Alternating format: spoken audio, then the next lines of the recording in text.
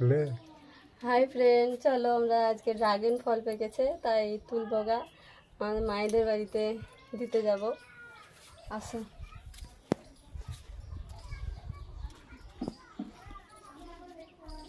এই দেখো ড্রাগন গাছ, ফল পেকে গেছে। এ দেখো একটা পেকেছে, এই সাইডে আর একটা আছে, এ দেখো আর একটা, আর ওই সাইডে একটা গাছ আছে, ওখানে আর একটা পেকেছে, এই একটা ছোট বড়া পেকেছে। চলো আমি এবার ফলগুলো তুলে নেব।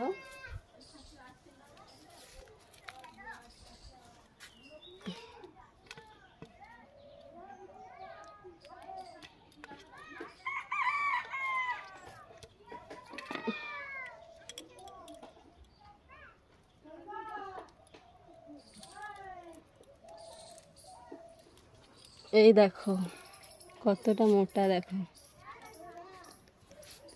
ফলটা, দেখতেই পাচ্ছ। চলো আর একটা তুলে নিই। এই দেখো আর একটা তুলছি, এই দেখো, দেখতেই পাচ্ছ কতটা মোটা, ভালোই মোটা হয়েছে। দুখানা তুললাম, দুটোই মায়েদের বাড়িতে দেবো। এ দেখো একটা,